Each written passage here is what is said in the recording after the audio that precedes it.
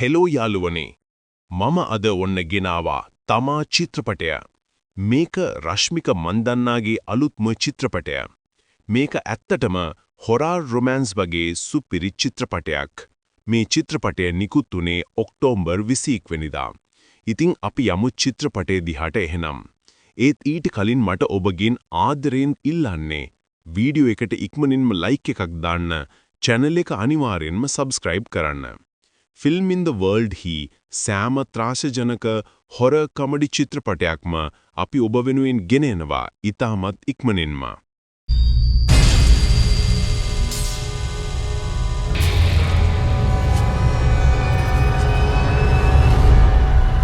චිත්‍රපටය ආරම්භ වන්නේ රාත්‍රී වනාන්තර දර්ශනයකින් ක්‍රිස්තු පූර්ව 323 දී.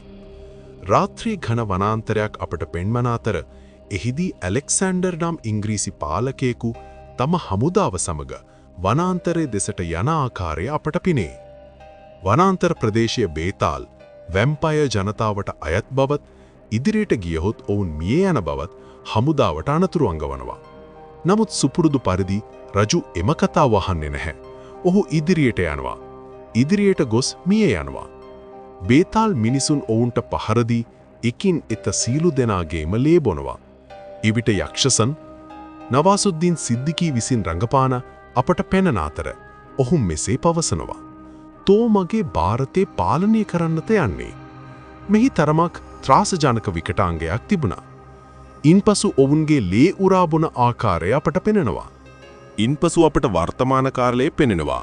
අපි දකිනවා ආලෝක් ඔහු මාධ්‍යවේදියෙක් වීමට උත්සාහ කරනවා. ඔහු තවමත් මාධ්‍යවේදනයේ පිළිබඳ පාඨමාලාව සම්පූර්ණ කර නැහැ. ඔහු මිනි පෙට්ටියක් තුල සැබෑ පුද්ගලෙක් සුසාන භූමියක තබා රුපියල් 50ක් දී රංගපාන්නට කියනවා. ඒ පුද්ගලයා කියනවා රුපියල් 50ට නම් එච්චර රංගපෑමක් තමයි ලැබෙන්නේ කියා. එම වීඩියෝව රීල් එකක් ලෙස ප්‍රසිද්ධ වී ආලෝක් දැඩි ලෙස ලැජ්ජාවට පත් වෙනවා. ඉන්පසු අපි දකිනවා ඔහුගේ මිතුරන් සහ ආලෝක්ද සිටිනු. ඔවුන් සියලු දෙනාම ඔහුට සහ එම වීඩියෝවට විහිළු කරනවා. ආලෝක් කියනවා දැන් මම හොඳ වික්‍රමාන්විතයක් කරලා හැමෝවම පුදුම කරනවා කියා. ඔවුන් ඝන වනාන්තරයට යනවා. එම වනාන්තර ප්‍රදේශයේ වෙන කිසිවක් නොව මුලින්ම පෙන් වූ දර්ශනයයි. ආලෝක් සිතන්නේ වික්‍රමාන්විතයක් කර ඡායාරූප ගත්තොත් තමා ප්‍රසිද්ධියට පත්වන බවයි. මිතුරන් ඔහුව නවත්වන්න උත්සාහ කළත් ඔහු අහන්නේ නැහැ. ඔහු වනාන්තරයේ තුලට ගොස් සෙල්ෆි ගැනීමට පටන් ගන්නවා. එවිට වලසෙක් ඔහුට පහර දෙනවා. එම ප්‍රහාරයේ දරුණුයි සහ ලුහු බැඳීමේ දර්ශනය ඔබට බොහෝසේ සිනහගෙන දෙයි. වලසාගේ නාලෝක්ට හොඳටම ගුටි කන්න වෙනවා. ඔහු මරණයෙන් බේරි එක් ස්ථානයක සැඟවෙනවා. වලසා ඔහුව දැක පලා යනවා. ඉන්පසු අපේ ශවන් ප්‍රාශ්, ඒ කියන්නේ රශ්මිකා මන්දනා, මෙහි නම තාරකා වන අතර ආලෝක්ව බේරා ගැනීමට පැමිණෙනවා. එවිට ආලෝක් සිහිසුන් වෙනවා. ඒ වගේම සිහිසුන්ව සිටියදීම පළමු බැල්මෙන්ම ආදරය ඇති වෙනවා. තාරකා ඔහුට ප්‍රතිකාර කිරීමට උත්සාහ කරනවා. ඔහුව සුවපත් කිරීමට ඖෂධ පැලෑටි ආදිය යොදනවා. විටින් විට ආලෝක්ට සිහිය එනවා. ඔහු තාරකා දෙස බලා සිහිසුන්ව සිටියදීම ආදරය කරනවා. දැන් දර්ශනේ මාරු වෙනවා. අපිට රාත්‍රී කාලයේ පෙන්වයි. වනාන්තරයේ මැද චාරිත්‍රයක් දෙවියන් වහන්සේට පූජාවක් පැවැත්වෙනවා. එහිදී අපට රක්ත බීජ සහ අපේ දේවතාවිය අතර යුද්ධයක් පෙන්වනවා. මෙම චාරිත්‍රය කරන්නේ වනාන්තරයේ සැඟවී සිටින බේතාල් මිනිසුන්ය. ඔවුන් දේවතාවියට වන්දනාමාන කරනවා. එහි සිටින පූජකයා පවසන්නේ යක්ෂසන් වෙනුවෙන් ආහාර දමන ලෙසයි. ඔවුන් දඩයම් කළ වන වලසාම යක්ෂසන්ගේ ගුහාවට දමනු ලබනවා. යක්ෂසන් එය විසිකර දමා තමාට මිනිස් රුධිරය අවශ්‍ය බව පවසනවා. මෙහිදී යක්ෂසන්ව සිරගත කර ඇති බව අපට දැනගන්නට ලැබෙනවා. ඒ ඇයිද යන්න ඉදිරියේදී දැනගන්නට ලැබෙයි. අනෙක් තැන ආලෝක්ට සිහියෙනවා. ඔහු තාරකා සමග කතා කරන උත්සාහ කරනවා සහ ඔහුට පළමු බැල්මෙන්ම ආදරය ඇති වෙනවා. ඇගේ නම තාරකා ඇයි නැත්තම් ඒක යක්ෂයෙකුගේ නමක්ද වගේ කුඩා විකට දර්ශන ගණනාවක් තිබෙනවා. රාත්‍රී කාලේ එනවා ආලෝක් ඇයව සිපගන්නට උත්සාහ කරනවා. නමුත් ඇය මිනිස් ලේ පානය කිරීමට පුරුදු වූ කෙනෙක්. එහෙත් ඇයට මිනිස් ලේ පානය කරන්න බෑ. ඇයට පානය කරන්න පුරුවන් සතුන්ගේ ලේ පමණයි. එවිට රාත්‍රී වනාන්තරයේ කලබලයක් ඇතිවන අතර බේතාල් ගෝත්‍රිකයන් තාරකා අල්ලා ගැනීමට පැමිණි සිටිනවා. ඔවුන්ට මිනිස් ලේ සුවඳ දෙනී තිබුණා ඒ ආලෝක්ගේ. ඔවුන්ට ආලෝක්ව මරා දමන්නට අවශ්‍ය වුණා. නමුත් තාරකා ඔවුන්ව නවත්තවා ඔහුව මරන්න එපා. ඔහු වනාන්තරයේ අතරමං වූ කෙනෙක් කියා පවසනවා. නමුත් ඔවුන් අහන්නේ නැහැ. ඔහුව සිහිසුන් කර ගෝත්‍රයට රැගෙන යනවා. ගෝත්‍රයට ගෙන ගිය පසු ආලෝක්ට සිහිය එන විටත් ඔහුගේ විකට විලාසය නවතින්නේ නැහැ. එහි ඊතා විකට දර්ශන ගණනාවක් තිබෙනවා. ඉන්පසු ඔහුව යක්ෂසන්ගේ ගුහාවට දැමීමට තීරණය කරනවා. රශ්මිකාට එනම් තාරකාට ඔහු සමග සම්බන්ධ නොවීමට අනුතුරු අංග වෙනවා. යක්ෂසන්ගේ ගුහාවට දැමූ විටත් ඔහු විහිළු නතර කරන්නේ නැහැ. ඔහු ඉංග්‍රීසියෙන් කතා කරන්න පටන් ගන්නවා. යක්ෂසන්ද කියනවා මමත් ඉංග්‍රීසි දන්නවා. මම ඉංග්‍රීසින්ගේ ලේ ගොඩක් බීලා තියෙනවා කියා. ඔවුන් කතා කරනවා. යක්ෂසන් ඔහුගේ ලේ බොන්නට යන මොහොතේ තාරකා ඔහුව එතනින් පලා යනවා. ගෝත්‍රිකයන් මේ බව දැනගෙන තාරකා සහ ආලෝක් පසුපස හඹා යනවා. මෙම ලොහු බැඳීමේ දර්ශනය ඉතා විශිෂ්ටයි. තාරකා පවසන්නේ ඔයා මෙතනින් යන්න. වනාන්තර යටින් පාරේ ට්‍රක් රථයක් යනවා. ආලෝක් ඔයා ඒකට පැනලා මිනිස් ලෝකෙට යන්න. අපිට එහෙට යන්න අවසර නැහැ. ආලෝක් කියනවා මම ගියොත් ඔයා නීතිය කඩපු නිසා මෙයාලා ඔයාට ජීවත් වෙන්න දෙන්නේ නැහැ. ඔයාව මරා දමයි. ඇය කියනවා මට මොනවා වුණත් කමක් නැහැ. ඔයාට කිසිවක් වෙනවාට මම කැමති නැහැ. ඇය මේ ආකාරයට ආදරය ප්‍රකාශ කළ විට ඔහුට පස්සට වෙන්න බෑ. ඔහු කියනවා නෑ මම යනවනම් දෙන්නම එකට යනවා. මැරෙනවනම් එකට මැරෙනවා. තාම මැරෙන්න සැලසුමක් නෑ. අපි දෙන්න එකට ජීවත් වෙනවා. ඉන්පසු රශ්මිකාවද රැගෙන ඔහු ට්‍රක් රථයට පැන ඔවුන් මිනිස් ලෝකයට ඇතුළු වෙනවා. බේතාල් මිනිසුන්ට මිනිස් ලෝකයට යාමට රීතියක් නැත. යද්දි ඇඳුම් මාරු කරනවා. ගීතයක් ගායනා කරනවා. ඔවුන් අතර කුඩා ආදරණීය දර්ශන තිබෙනවා. නමුත් නිසි ආදරය ප්‍රකාශ කිරීමක් වෙන්නේ නැහැ. අපි දකිනවා ගෙදර ඔහුට ශ්‍රාද්ධ දාන උත්සවයක් පැවැත්වෙනවා. ඔහුගේ ඡායාරූපයට මල්මාලා දමා ඇත. පවුලේ අය යාළුවෝ අඬනවා. එවිට ආලෝක් ඇතුළු වෙනවා. ඔහු ඇතුළු වූ වහාම සීලු දෙනාම පුදුමයටපත් වෙනවා. ඔහුගේ පියාවන ගෝයල් මහතාද පුදුමයටපත් වෙනවා. නමුත් ඔහු විශ්වාස කරන්නේ නැහැ. ඔහු පවසන්නේ මෙයා මගේ දීපල කොල්ල කන්නාපු වංචාකාරයෙක් කියා. එවිට ඔහුට නැවත විභාගයක් දීමට සිදුවනවා. එහිදී ඔහුට තම දහවසරේ ලකුණු ඔහුගේ ශරීරයේ උපන් ලප කොහෙද යන්න කියන්නට සිදුවනවා. අවසානයේදී ඔහුගේ පියා විශ්වාස කරනවා ඔහුගේ පියා තරමක් රහස් පරීක්ෂකයෙක් වගේ. ඔහු ජ්‍යෝතිෂය හොල්මන් ප්‍රවෘත්ති ආදී සියල්ල විශ්වාස කරන කෙනෙක්. ආලෝක් කියනවා තාරිකා ඔහු තාරකා වෙනුවට තාරිකා කියනවා තාරකා යක්ෂයෙකුගේ නමක් බන නිසා තමාගේ ජීවිතේ බේරාගත් බව. ඔහුගේ මම සංවේදී වී මගේ පුතාව බේරුවන නොයා අපේ ගෙදර ඉන්න ඕන කියනවා. එවිට විකට විහිළුවක් එනවා. මම ඒකට කියන්නම්. ගෝයල් මහතා පවසන්නේ අවුරුදු 10කට කලින් ඔයා තැනකට වැටුණා. ඔපරේෂන් එකක් කළා. ඩොක්ටර් කෙනෙක් ඔයාව බේරුවා. ඔයා කිව්වා ඔයා දෙවියෙක් වගේ කියලා. එහෙනම් ඔයා ඒ ඩොක්ටර්ව ගෙදර තියාගත්තද? නැහැනේ. එහෙනම් මේ කෙනා මොකටද ගෙදර ඉන්නේ? මේ හාස්‍යජනක දර්ශනය ඔබට බොහෝසේ විනෝදයක් ගෙන දෙයි. රශ්මිකා තාරිකා එහි නතර වෙනවා. ඔවුන් දෙදෙනා නැවතත් ආදරණීය දර්ශන කිහිපයක් කරන්න උත්සාහ කරනවා. නමුත් එය සාර්ථක වන්නේ නැහැ. රශ්මිකා ඔහු නගරට එන සෑම අවස්ථාවකම අයට ඔහුගේ හදගෙස්ම ඇහෙනවා සහ ලේ පානය කිරීමට තෘෂ්ණාවක් ඇති වෙනවා. නමුත් ආලෝක් දන්නේ නැහැ අය වැම්පයර් බේතාල් කෙනෙක් බව. ඇය සමග ආදරය කරන්න බෑ. නමුත් ආදරය අන්ධයි නේද? අනෙක් පැත්තෙන් යක්ෂසෙන් සිනාසෙමින් තම බේතාල් අනුගාමිකයාට පවසන්නේ තාරකා ප්‍රේමයෙන් ආලෝක්ව බේරා ගන්නා බව තමා දැන සිටි බවයි. ඇය ඔහුට දෂ්ට කළහොත් තමාට නිදහස් විය හැකි බවත්, ඇය වසර 100ක් සිරගත වන බවත්, ඉන්පසු තමා ඔවුන්ගේ නව තමා පාලකයා බවට පත්වී සෑම තැනකම පාලනය කරනව බව පවසනවා. ඔහු හැකීක්මනින් අල්ලාගෙන එන ලෙසට අණ කරනවා. ආලෝක් තාරකාගෙන් අහනවා ඇයි ඔබලා ලේවලට මෙච්චර කෑදර? ඔයාලා කවදා හරි මගේ ලේ බොයි කියා. තාරකා කියනවා අපි කවදාවත් මිනිස් ලේ බොන්නේ නැහැ. ඒ අපේ නීතිවලට විරුද්ධයි. නමුත් 1947ට පෙර දේශීය කැරලි ඇති වූ කාලයේදී අපි විදේශිකයන්ගේ ලේ බිව්වා. අපි බේතාල් ප්‍රජාව ලෙස හැඳින්වුවා. අපි ලේ බිව්වා. නමුත් අපි දැක්කා මිනිසුන් එකිනෙකාට සටන් කරමින් Tamanගේම ලේ වගුරවනවා. එවිට අපි හිතුවා මිනිසුන් අපිරිසිදු ලේ වර්ගයක් කියලා. ඒ නිසා අපි මිනිස් ලේ බීම නැවතුවා. නමුත් යක්ෂසන් නැවතුවේ නැහැ. ඔහු මිනිස් ලේ බොමින් ඔවුන්වත් බේතාලයන් කරන බව කිව්වා. යක්ෂසන් අපේ මුතුන් මිත්තෙක්. නමුත් ඔහු මිනිස් ලේ බිව්ව නිසා අපි ඔහු සිරගත කළා. ඒ මිනිස් ලේ දූෂිත නිසා අපි සතුන් දඩයම් කරනවා විතරයි. එදා ඉඳන් ඔහු ගුහාවේ සිරගත වෙලා ඉන්නවා. ඔහු රක්ත බීජයක්. ඔහු දෂ්ට කරන ඕනෑම කෙනෙකුගෙන් නව බේතාල් කෙනෙක් බිහි වෙනවා. ඒක ඊටා බිහිසුණුයි.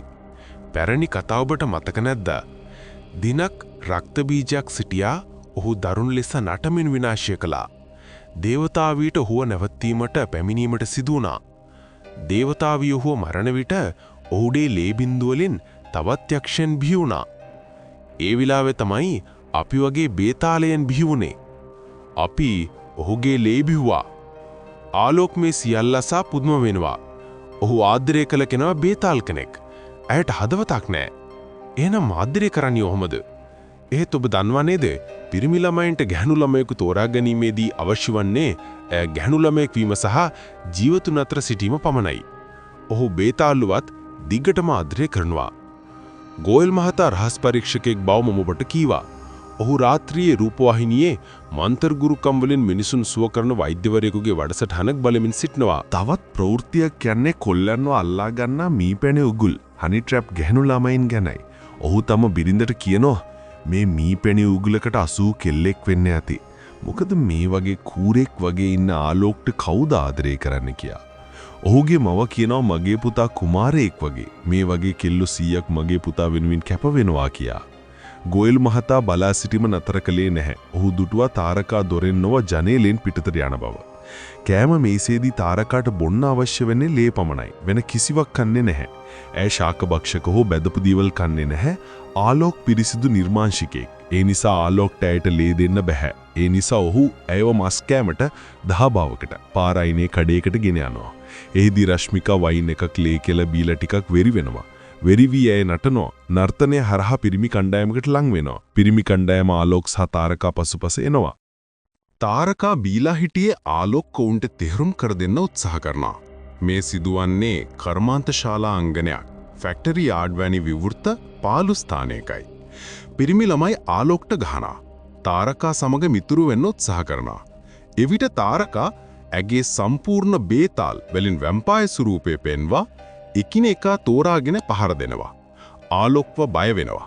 මොකද ඔහු මේ වගේ බිහිසුණු ස්වරූපයක් ඇගේ දැකලා නැහැ. ඇය පහර දෙනවා. නමුත් ලේ බොන විට ආලෝක් ඇයව නවත්තනවා. ඔහු ඇයව ආරක්ෂිතව ගෙදරගෙන යනවා. මිනිත්තුවක් ඇතුළත පොලිසිය පැමිණෙනවා. පරීක්ෂක පීකේ පැමිණෙනවා. ඔහු කියනවා කර්මාන්ත ශාලා අංගනේ මලසිරුරු කිහිපයක් හමු වූ බව. ඔබ දෙදෙනා ඇඬුම් මාරු කර නැති නිසා සාදයකට ගිහින් යන්න ඇති. CCTV වලින් පවා ඔබ එම සාදේ සිටි බවත් කර්මාන්ත ශාලාවට ආසන්නතම නිවස ඔබගේ බවත් අපට දැනගන්නට ලැබුණා. තාරකාට බොරු කියන්න බෑ. බොරු කීවොත් ඇගේ දත් සහ ඇස් රතු වෙනවා. මියගේ පිරිමි ළමයන්ව මැරුවේ තාරකා නෙවෙයි. ඇයව පසුපස හඹා ගෝත්‍රිකයන්ය. පරීක්ෂකවරයා පවසන්නේ තමාට මෙම දැරිය සමග තනිව කතා කිරීමට අවශ්‍ය බවයි. ඇයව කාමරයකට ගෙන ගිය පසු පරීක්ෂකවරයා අහනවා ඔයා මේ මොකද කරන්නේ කියලා. ඔහු දොහුගේ දරුණු දත් සහ රතු ඇස් පෙන්වයි. ඒ කියන්නේ පීකේ පරීක්ෂකවරයාත් බේතාල් කෙනෙක්. ඔහු අවුරුදු 162ක් තිස්සේ මිනිසුන් සහ බේතාලයන් අතර සමබරතාවිය පවත්වාගෙන යන්න උත්සාහ කරන කෙනෙක්. ඔහු පවසනවා ඔයා නිසා ගෝයල් පවුලට තර්ජනයක් එල්ල වෙනවා. ඔයා ආපහු යන්න. ඔයා මේ කොල්ලෝ පන්නාගෙන ආව නේද? ඔයා හෙට ගිහින් බාර වෙන්න. තාරකා දැන සිටියා මේ නිවැරදි බව. ඇයි නිසා ඇගේ ගෝත්‍රිකයන් ඇය පසුපස යන බවත්. ඇගේ ලේ පිපාසය නිසා ආලෝක්ට අනතුරක් විය හැකි බවත් ඇය දන්නවා. නමුත් ඇය ආලෝක්ට ආදරය කළා. එහෙත් ඇයට ඥාමට සිදු වෙනවා. ආලෝක ඇයව නවත්වන්න බොහෝ උත්සාහ කළත් අසාර්ථක වෙනවා. ඇය පිටත් වෙනවා. ආලෝක වාහනේ රැගෙන ගෙදර එන විට මම ඔයා එක්ක ජීවත් වෙන්න කැමතියි. මැරෙන්න නෙවෙයි. මොනවා වුණත් මම ඔයාව තනියම දාලා යන්නේ නැහැ කියා දුන් පොරොන්දුව ඔහුට මතක් වෙනවා. ඔහු නැවතත් වාහනේ වේගයෙන් පදවා ඇය පසුපස යනවා. ආලෝක්ගේ වාහනේ පාරේ පැත්තක යන අතරතුර ඉදිරියෙන් එන තවත් වාහනයක්. ඊට පස්සේ මොකද වෙන්නේ? ආලෝක්ට අනතුරක් සිදු වෙනවා. ඔබ නිවැරදි. ඔහුට අනතුරක් සිදු වෙනවා. ඔහු ලෙයින් තෙත් වී තිබෙනවා. වාහනේ නැවතුවමම තාරකායවිත් ඔහුව එළියට අරගෙන අඬනවා. මේ දර්ශනය ඉතා සංවේදී. ඔහුගේ හදගැස්ම ටිකෙන් ටික නතර වෙනවා. එසේ වුවත් ඔහු තාරකාගේ අතහැරින්නේ නැහැ. වෙන විකල්පයක් නැහැ. ඔහුගේ හදගැස්ම නතර වෙලා තිබුණා. ආලෝක්ව බේරා ගැනීමට තාරකාට නැවතත් නිතිකඩණ්ඩට සිදුවෙනවා. ඇය බේතාල් කෙනෙක් වෙලත් මිනිසුකුට දෂ්ට කර ආලෝක්ව බේතාල් කෙනෙක් බවට පත් කරනවා. ආලෝක් රෝහල්ගත කරනවා. වෛද්‍යවරුන්ට ස්පන්දනය හොයාගන්න බැරි වී ඔහුව මොළවුන් අතරට දමනවා. නමුත් ආලෝක් කාමරයේ හිටියේ නැහැ. ඔහු ජනේලයෙන් පිටතට ගොස් තිබුණා. ඔහුට ලේ වලට තෘෂ්ණාවක් ඇති වී තිබුණා. ඔහු ලේ අංශයට ගිහින් තනියම ලේ බොනවා. ඔහු දැන් රාක්ෂසයෙක් බවට පත් වී සිටියා. ඔහුගේ රහස් පරීක්ෂක පියා ඔහු පසුපස ගොස් පුතාගේ තත්ත්වය දකිනවා. දත් පිටතට ඇස් රතු. ඔහු තම පුතාට පහර දෙන්නට යන මොහොතේ ඔහු සිහිසුන් වෙනවා. ඊළඟට ඔහුට සිහිය එන්නේ ගෙදරදී. ගෙදරදී ඔහුට දැනගන්නට ලැබෙනවා ආලෝක් හොඳින් සිටින බවත්, ඔහු ආරක්ෂිතව ගෙදරගෙන ආ බවත්, ඔහු සිහිසුන් වූ බවත්, ඔහුගේ හිසට තුවාල වී ඇති බවත්, ඔහු කතා කරන්නේ මොනවදයි දන්නේ නැති බවත්. නමුත් ගෝයල් මහතා ආලෝක්ගේ ස්වරූපය දැක තිබුණා. තාරකා මෙය සාමාන්‍ය තත්ත්වයක් බව පවසමින් ඔහුව සාමාන්‍යකරණය කිරීමට උත්සාහ කරනවා. ඇය කියනවා ඔහුට මායාවක් ඇති වූ බව. අනෙක් පැත්තෙන් ආලෝක්ට කාමරයේ හිරුවෙලිය දරා ගන්න බෑ. ඔහුගේ ඇතුළත වෙනස්කම් ඇති වෙනවා. ඔහු තාරකාට බොරුවක් කියන විට ඔහුගේ ඇස් රතු වී දත් එළියට එනවා. ආලෝක් තාරකාගෙන් අහනවා, "ඇයි ඔයා මේක කළේ?" තාරකා සියලු සත්‍යය පවසනවා. "මම එහෙම නොකළා නම් ඔයා ජීවත් වෙන්නේ නැහැ. මම ඔයාට ආදරේ" කියා ඔහුව සිපළඟනවා. "මම ඔයා එක්ක ජීවත් වෙන්න කැමතියි. ඔයා දැන් මල කෙනෙක් වුණත් කමක් නැහැ. අපිට කවුරුටවත් වෙන් කරන්න බෑ" කියා පවසනවා. අපේ ආලෝක්ද මේක තේරුම් ගන්නවා. "මම මරුණොත් මගේ ඉන්ෂුරන්ස් එක ලැබෙන්නේ නැහැ" වගේ විකට දර්ශන ගොඩක් තිබුණා. ඊට පස්සේ තාරකා ඔහුට ඔහුගේ බලයන් ගැන කියනවා. "ඔයා දැන් හරිම බලවත්. ඔයාට වේගයෙන් දුවන්න පුළුවන්. කවුරුටවත් ඔයාව දකින්න බෑ. ඒ වගේම ඔයාට කිසිම තුවාලයක වේදනාවක් දැනෙන්නේ නැහැ." ඔවුන් පුහුණුවන විට ජනේලෙන් ගෙදරෙනවා. ගෝයල් මහතා ඔවුන් දෙදෙනාටම අල්ලගන්නවා. "තාත්තේ, මම මෙතන තමයි හිටියේ" කියා බොරු කියන විට ආලෝක්ගේ දත් සහ ඇස් රතු වෙනවා. ගෝයල් මහතාට මේ තවත් තහවුරු වෙනවා. ඔවුන් දෙදෙනාම තමන් කවුද, කොහොමද මේ හැමදේම උනේ කියලා පාපොච්චාරණය කරනවා. ගෝයල් මහතා පවසනවා, "හොඳයි, මම ඔයාව සනීප කරන්නම්. මගේ ළඟ ડોක්ටර් කෙනෙක් ඉන්නවා. ඔහු භූතයන්, යක්ෂයන් ආදී සියලු දෙනාටම ප්‍රතිකාර කරනවා." ඊළඟ දර්ශනයේ අපට එම වෛද්‍යවරයාව පෙන්වයි. අපි ජනා දකිනවා. ජනා එන්නේ ඔහුගේ මිතුරා වන බේඩියා රුකයා භාස්කර් වෙනුවෙන්. භාස්කර්ට ඊළඟ සටනේදී ඔහුට හොඳටම ගුටි කන්න සිදු වුණා. ඔහුට අඩක් පමණක් ස්වරූපයේ ගත හැකි අතර ඔහු ඉතා දුර්වලයි. වෛද්‍යවරයා උපදෙස් දෙන්නේ භාස්කර්ට සුවය ලබා ශක්තිමත් වීමට බේතාල් කෙනෙකුගේ ලේපානය කළ යුතු බවයි. එවිටම ගෝයල් මහතා පැමිණ, "සර්, මම ලොකු කරදරයක ඉන්නේ. ඔබට විනාඩි 2ක් දෙන්න වෙයි" කියා පවසනවා. ඔහු ජනාව එළියටගෙන ඔහුගේ ප්‍රශ්නය අහනවා. ආලෝක්ද එතනට ගොස් ඇති බව පෙනේ. ඔහු සියලු ගැටලු පවසනවා. වෛද්‍යවරයාට තේරෙනවා ඔහු බේතා කෙනෙක් බව.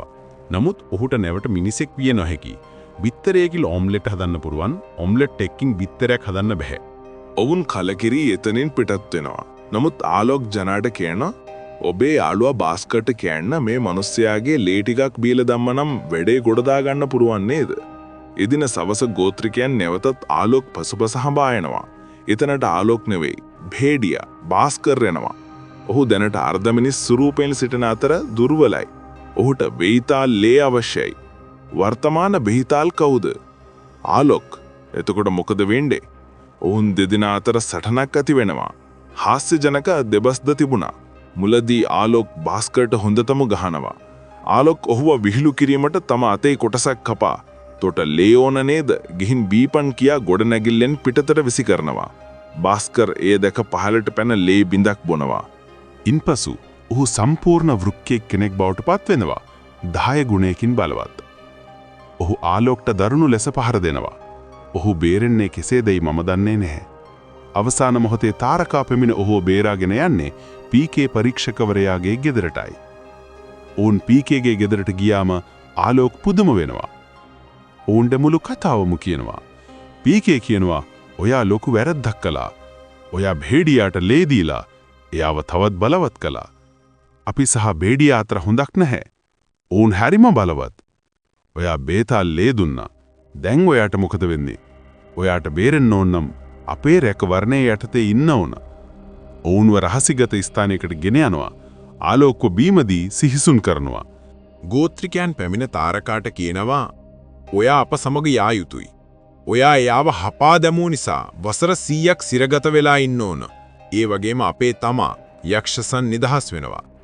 ඔයා එහෙම නොකළොත් භීඩියා කොහොමත් ආලෝකව මරා දමයි. එතකොට අපි එයාව ආරක්ෂා කරන්නේ නැහැ. ආලෝක්ගේ සතුට වෙනුවෙන් ඇයට කැපකිරීමක් කරන්නට වෙනවා. ආලෝක්ට සිහිය ආවිට ඔහුට දැනගන්නට ලැබෙන්නේ ඇය කැපවීමක් කර සිරගත වී ඇති බවයි. ඔහුට කිසිවක් කරන්න බෑ. ඔහු ගෙදර ගිහින් දුක් වෙනවා. මොකද ගෙදරින් පිටතට යාමට ඔහුට තහනම් කරලා තිබුණා. එවිට ඔහුගේ තාත්තා ඔහුට තේරුම් කර දෙනවා ඔයා ආදරය කරන කෙල්ල ජීවිතුන් අතර නැතත් ඔයත් දැන් ජීවිතුන් අතර නැහැ. ඒ නිසා මට ඔයාව ඇස් ඉදිරිපිට දකින්න පුළුවන්. ඔයාගේ හදවත ගැහෙන්නේ නැති වුණත් ඒ කෙල්ල ඔයාව බේරා ගන්න රීතියක් කඩන්නවත් තමන්ගේ ගෝත්‍රයට විරුද්ධව යන්නවත් එක පාරක්වත් හිතුවේ නැහැ. ඔයා ඇයි මෙච්චර හිතන්නේ? ඔයා ගිහින් ඇයව බේරා ගන්න. ඉන්පසු අපේ සුපිරි වීරයා ඔහුගේ තාත්තාගේ ආශිර්වාදය අරගෙන ඇයව බේරා ගන්නට ඒ ඝන වනාන්තරේ රාත්‍රී අඳුරේ යනවා. ඔහු රහසිගත දොරක් සොයා ගන්නවා. එයින් බේතාල් මිසුන් සැඟවී සිටින ගමට යන්න හැකි. පූජකයා මන්තර වලින් යක්ෂ සංඝයා අතේ ඇති අගුල ගලවා තාරකාගේ අතට දමනවා. තාරකාට දෙන් වසර 100ක් මතක තබා ගත යුතුයි. යක්ෂ සංඝෙන් පූජකයා සතුටු නෑ. මොකද ඔහු හැමෝම බේතාලයන් කර නව ලෝකයක් හදන්න සමබරතාවයේ බිඳින්න උත්සාහ කරනවා. නමුත් ඔහු නවතමා වන නිසා හැමෝම ඔහුගේ කතාවට එකඟ වෙන්න ඕන. ආලෝක් සැඟවී ඇතුළු වී කියනවා අපි සාකච්ඡා කරමු. මගේ පෙම්වතියව වසරේ 100ක් නෙවෙයි සති 2ක් තියාගන්න. ඊට පස්සේ මම එයාව අරගෙන යනවා. අපි ඔබට කරදර කරන්නේ නෑ. හරි. ඒනම් මාසයක් තියාගන්න. මොකද අපි ආදරය කරනවානේ. මේ වගේ බැරෑරුම් දර්ශනයකදී ඔහු විහිළු කරනවා. ඊට පස්සේ මොකද වෙන්නේ? සුපුරුදු පරිදි පහර දීමට නියෝග ලැබෙනවා. ඔහුට ගුටි බහන්න සිදු වෙනවා. නමුත් මේ බේතාල් ඉතා ශක්තිමත්. ආලෝක්ට පැරණි බේතාලයන්ව පරාජය කරන්න පුරුවන්. නමුත් මුතුන් මිත්තාවනේ යක්ෂසන්ව පරාජය කරන්න බැහැ. යක්ෂසන් ආලෝක්ට හොඳටම ගහනවා. තාරකා දුක් වෙනවා. ඒ පුජකයාගෙන් ඉල්ලනවා. මට යන්න දෙන්න. මට මගේ ආලෝක්ව බේරා ගන්න ඕන. පුජකයාටත් මේක නිවැරදියයි හිතෙනවා. මන්ත්‍ර කියවීමෙන් ඔහු තාරකාගේ අතේ ඇති අගුල ඉවත් කරනවා. යක්ෂසන්න ඔවුන් දෙදෙනාටම පහර දෙනවා. අවසානයේදී ඔවුන් දෙදෙනාට යක්ෂසන්ව පරාජය කරන්න බැහැ. යක්ෂසන් ආලෝක්ට දෂ්ට කර ඔහුගේ ලේ බොනවා. ආලෝක්ගේ සිරුර නිසල වෙනවා. තාරක හඬනවා. ඇගේ හඬට අපේ දේවතාවියගේ ඇතුළතින් ආලෝකයක් එනවා. එය ආලෝක තුලට ඇතුළු වෙනවා. ඔහුට දිව්‍යමය බලයක් ලැබෙනවා. ඔහුගේ ශරීරයේ වාතය පාවෙනවා. ඔහුට බලය ලැබෙනවා. ඔහු වඩාත් බලවත් විකෘති බේතාල් කෙනෙක් බවට පත්වෙනවා. සහ මේ සියල්ලන්ගෙම ගැලවුම් කරුවා වන තමා බවට පත්වෙනවා. ඔහුගේ හදවත ගැහෙනවා. සහ ඌ බේතාල් කෙනෙක්.